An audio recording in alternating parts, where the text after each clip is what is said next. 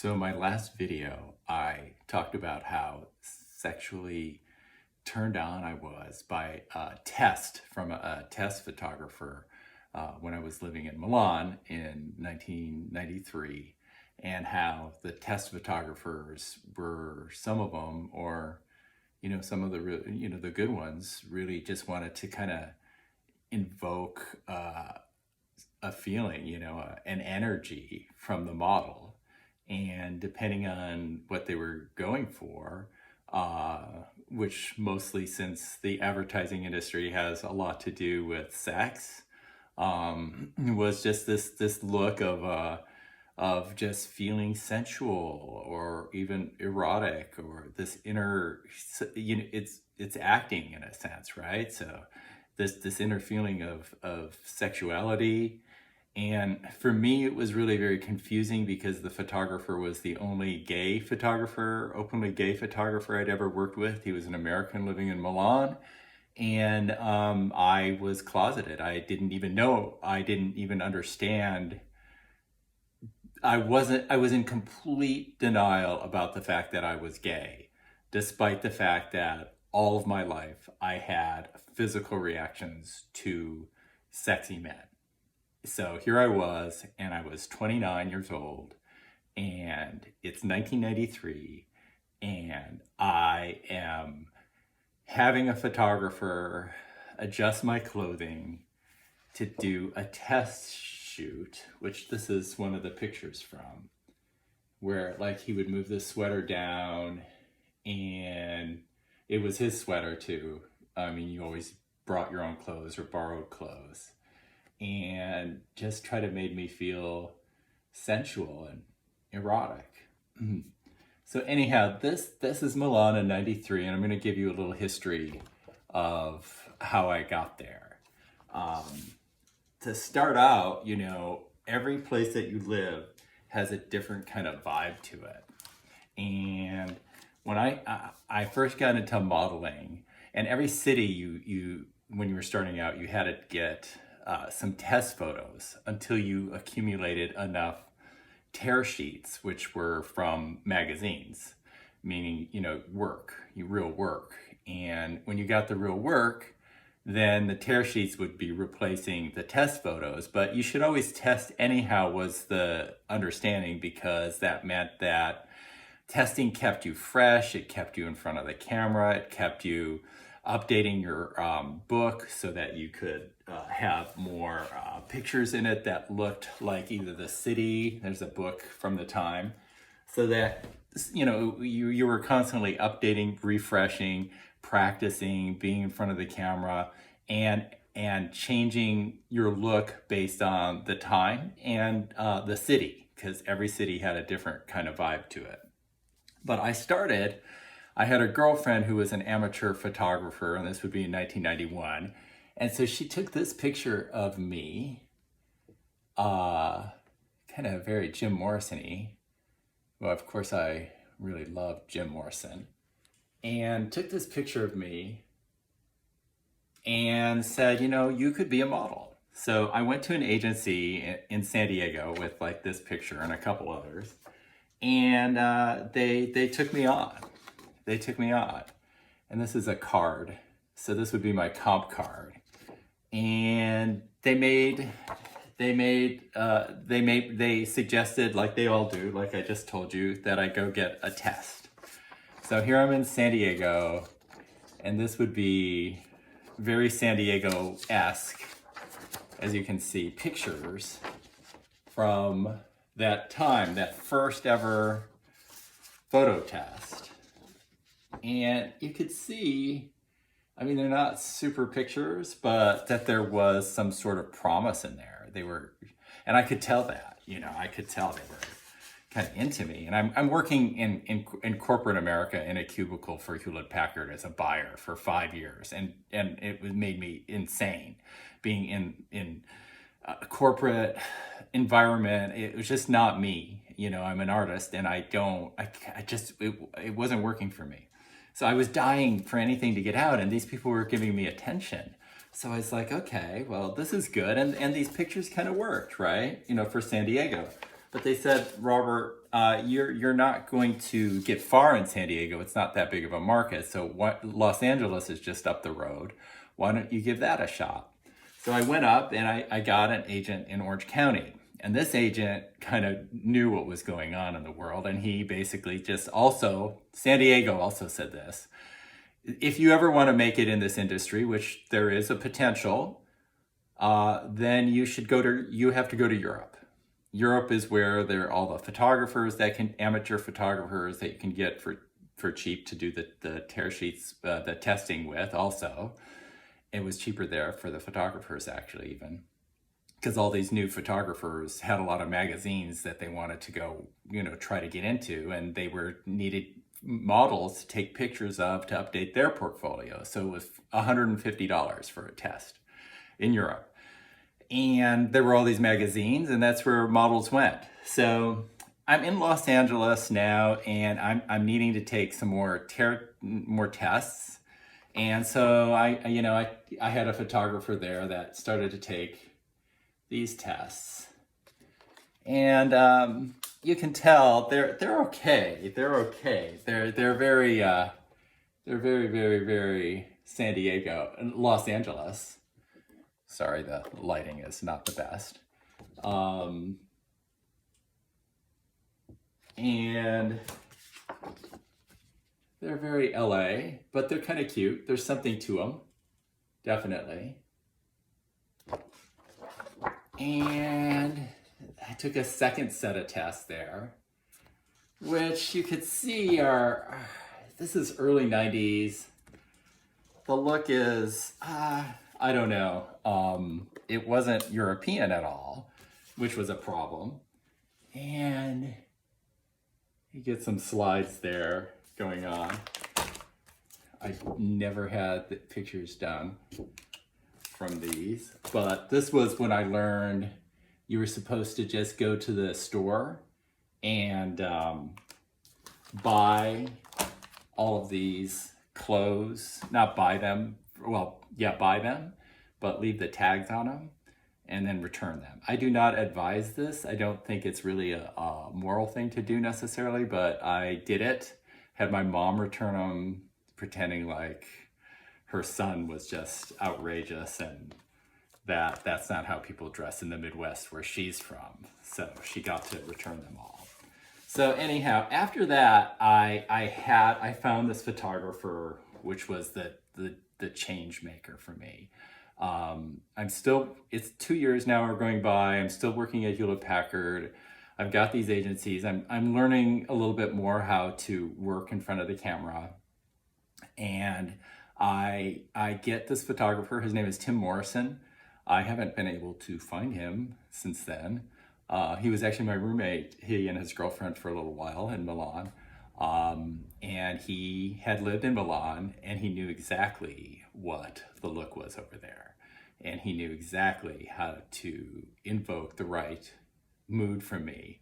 And he was very comfortable for me because he was straight, and I felt as if he was not in any way threatening to me, but yet at the same time, I felt I could work in a way that he could make me evoke a feeling of both comfort, but also just, a slight eroticism that I didn't seem to feel uncomfortable with. Again, here's a man. I'm not used to men adjusting my clothing or telling me how to look or pose. And here he was doing this for me. And these pictures ended up in my book all the way to the very end. 5 years of modeling, some of them. And you could see that almost like every picture in this proof sheet were really, and I'm sorry for the reflections, really, it's annoying. Just take the reflections as being something kind of, I don't know, more down to earth, grassroots. It's not Not, and so these were the kind of pictures that they could use to try to get me clients in, in Milan. So this is when I took these into Ugly People, my first agency, and they were completely impressed with this. They were really excited and thought, we can really work with this guy.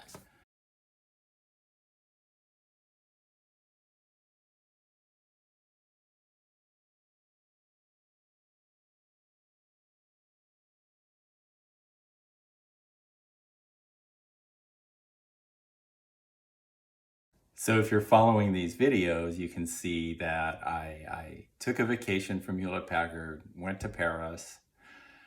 Paris told me you have to go to Milan first. The agencies there said that, so I went to Milan first. Next, I'm still on vacation, only 2 weeks vacation time, and I end up at Ugly People, who only has 25 male models, only men, and they're the best models, male models in the world. And Calvin the booker sees me. He saw the pictures that I just showed you. He said, "Take your shirt off," which I did, spun around, and he signed me. He signed me up in that agency. So here I was with this amazing, amazing agency. But I was fresh off the boat, so to speak, and not very familiar with Europe or the industry or gay people in the industry or the fact that I was gay. None of that, none of it computed. So I ended up then being in this agency and trying to figure out what I needed to do. And they knew that to some degree too. And so testing was the thing that you did. And I was living off of a credit card at the time because I only had $1,000 saved before I went to Europe, thinking that in my grandiosity that, that would be enough. But I came in May and the market slows down except for the shows in the summer. And then everybody goes on vacation in August. So they sent me to castings, yeah, for sure. But there was less than there would be at another time. And they sent me to show castings. But the shows were all the guys came into town. I mean, this is guys that knew what was up because shows were they didn't pay you anything. I mean, I got the Hugo Boss show and it only paid me $600, of which the agency took 60%. But they were very important as for a model to have, right? Prestigious. They were very prestigious. So anyhow, I'm in Milan, and these videos that I had with my camcorder was where I was living in the model residence during that time. A model residence. One of, not everybody lived in model residence, but this was available, and the rent was cheap, and you always had a roommate that came in. And you had these two beds there lined up, you could see in the videos. And they sent me to various different photographers who were good and who shot pictures that were appropriate for the market in Milan specifically. And like I said, that makes it harder when you move to another city because that's Milan, that's Italian style and look in the era. But anyhow, so then I ended up with Euclid, who took this picture, and then other really good photographers who took these pictures, that are remarkable, really. I mean, they're art, and the photographers are amazing artists. I mean, they have the material to work with people who the camera tends to like, but they also, more than just also, they are amazing, amazing artists. And so you could see the difference in styles between the different photographers, right? Then this photographer, which I love, did this sort of stuff. And again, you have to make do with whatever clothes you can find. Those are my shorts. And then finally, my booker, Calvin, took these. You could see my mood. And he wasn't trying to invoke a sexuality or sensuality. They not always did, right? He was trying to invoke, and so I tried to put into my mind this idea of being a wealthy person, or wealthy business person, or just wealthy gentleman. And then they would make comp cards, because everything was not digital. There were no digital images online. There was no computer to have your pictures in at all. So nobody could find your portfolio online. You had to mail these, the agents mailed these cards to the clients, advertisers and whatnot. And the client would just contact the agent if they wanted to see the person. And they would then have a casting for you, and you would go see the client up front personally, and then you could get the job, and then you would show up at the job. So in the videos, I'm talking about my first job. I got my first job in June, and the first job in June was really, really, really cool. It was not lucrative. They paid me $60. Editorials paid very little because you get to keep the tear sheet. So that was part of the bait. Like, we don't need to pay you because you get the tear sheet. That's going to be really helpful for your career. And the only thing that really paid were catalogs, which were mostly done in Germany or the United States or Japan, or whole campaigns. So it was lucrative to get this job. And it was for Max magazine. It's Italian Max. And the thing is though, this didn't come out until November. And all the videos that you have that you're gonna see or that you've seen so far are taking place in the model residence while I was there in the summer, May, June, and July, and moving out at the end of July, and losing my camcorder at the Hugo Boss show in August of 1993. So this is me. This is my first tear sheet. Very, very exciting,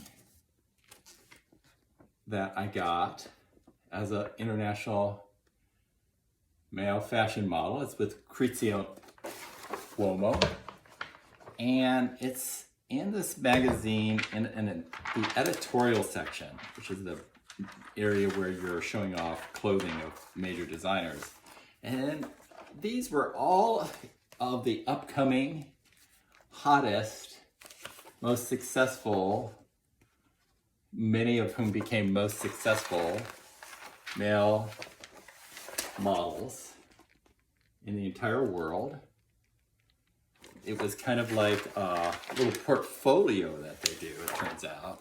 Every fall, which is when you want, like the fall, of course, is when you get the fashion editorials where everybody starts looking at the magazines, right? Because summer's off. And like I said, this came out in the fall. It came out in September, right at the very beginning of the season. And there I am, where everybody's looking at the magazine. This guy became a roommate. And this guy I ended up seeing at the shows. He was at the Hugo Boss show. He was my roommate in Cologne, Germany. And that's it. So this magazine came out in September, and I will do a follow-up video to this, which shows you my work that started to pick up after I returned from Tokyo in the fall of 1993. But in the meantime, these videos are pretty much party scene, which was a lot too much partying to be beneficial for my career. But I ended up, making it pretty successfully despite that. Anyhow, until later, I completely crashed and luckily went to a good rehab. But that I will tell you in a future installment of this.